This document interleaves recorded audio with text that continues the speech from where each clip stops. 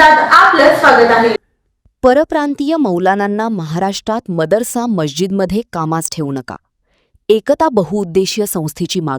महाराष्ट्रातील मदरसे आणि मशिदींमध्ये कार्यरत असलेल्या परप्रांतीय मौलाना यांना कामास ठेवू नये, आवश्यक ती प्रतिबंधात्मक पावले उचलावीत, अशी मागणी एकता बहुउद्देशीय संस्थेच्या वतीने अध्यक्ष हाफिज वकारी वळसंकर आणि उपाध्यक्ष अताउल्ला पटेल यांनी पत्रकार परिषदेत केली आहे। संस्थेच्या वतीने जिल्हा प्रशासनाला निवेदन देण्यात आले आहे। विविध राज्यांतील मौलाना महाराष्ट्रातील मदरसे आणि मशिदींमध्ये शिक्षक म्हणून कार्यरत असतात। त्यांची पार्श्वभूमी, पडताळणी आणि कार्यपद्धतीबाबत अधिक प्रभावी यंत्रणा असणे आवश्यक आहे। काही परप्रांतीय मौलवींवर समाजात मतभेद निर्माण करणे, अंधश्रद्धेला खतपाणी घालणे तसेच काही ठिकाणी गैरवर्तनाच्या घटना घडल्याचा आरोप करण्यात आला आहे। अशा प्रकरणांची सखोल चौकशी करून दोषी आढळणाऱ्यांवर कठोर कारवाई करावी, अशी मागणी संस्थेने केली आहे। या ठिकाणी शिकत असलेले काही मुले व मुली अनाथ असतात।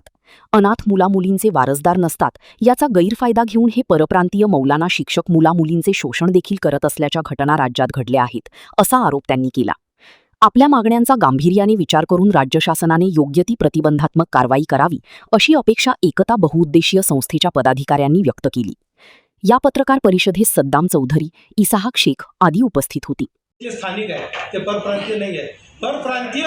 परप्रांतीय जे आहेत ना, तुम्ही सोलापूर शहरामध्ये जवळपास 200 मशीद आणि जवळजवळ 100च्या आसपास मदरसे आहेत। या ठिकाणी बघा तुम्ही कोणाचं वास्तव आहे। जास्तीत जास्त सगळे परप्रांतीय मौलाना लोक त्या ठिकाणी परमिशन देतात। पण आता हे लोक बाहेर आले की हे कामासाठी येतात, म्हणजे आम्ही मौलवी आहे, या अमुक या भारत देशाच्या या देवबंदच्या मदरशामध्ये आम्ही प्रशिक्षण घेतलं आहे, बरेलीच्या मदरशामध्ये आम्ही प्रशिक्षण घेतलेलं आहे, आम्ही मालेगावच्या मदरशामध्ये प्रशिक्षण घेतलेलं आहे। त्यांनी ते सर्टिफिकेट दाखवल्यानंतर तिथल्या स्थानिक ट्रस्टी, अध्यक्ष त्या मशिदीचे, मदरसेचे अध्यक्ष आणि सेक्रेटरी, तिथले पदाधिकारी त्यांना ठेवतात कामाला। पण ते ठेवत असताना ते हे विचार करत नाही। पगार म्हणजे सामाजिक मानधन असतो त्यांना, 5,000, 10,000, 15,000, 20,000 असं मानधन असतो। त्या मानधनावर काम करतात। हे काम करत असताना तुम्ही सगळ्यांसोबत सगळ्यांना एका टुकड्यामुळं अशा घटना घडल्या ते मान्यच आहे, पण सगळ्यांना सरसकट त्याच्यामध्ये मिसळत आहे। अडचण ती आहे, अडचण सगळ्यांना आम्ही काय विचारतो की आमच्या महाराष्ट्राला याचा फायदा होईल ना। परप्रांतीय एकदा इथून जर येतील तर महाराष्ट्राचे सगळे मौलाना ज्या त्या मशिदीमध्ये कार्यरत होतील, त्यांना रोजगार मिळेल, त्यांची अडचण दूर होईल, त्यांना मधले महाराष्ट्राची जबाबदारी त्यांच्यावर पडेल। हे परप्रांतीयाला त्यांच्या राज्यामध्ये त्यांना मदरसे आहेत, त्यांच्यामध्ये त्यांना मशिदी आहेत, त्यांनी तिथं काम करावं। महाराष्ट्रात त्यांनी महाराष्ट्रातच कशाला येतात? महाराष्ट्रामध्ये काय एवढं? महाराष्ट्रामध्येच मदरसे मस्जिद आहेत का? मला वाटतं की परप्रांतीय मौलानांना महाराष्ट्रामध्ये थाराच देऊ नये। आणि ही महाराष्ट्रामध्ये कशाला महाराष्ट्रामध्ये येतात म्हणताना महाराष्ट्राची जनता ही भोळी बाबडी जनता आहे। ही जनता अशिक्षित आहे। यांच्या भोळ्या बाबड्यापणाचा, यांच्या अशिक्षितपणाचा हे गैरफायदा घेतात आणि हे शिक्षणाला नेमणूक कोण करतं?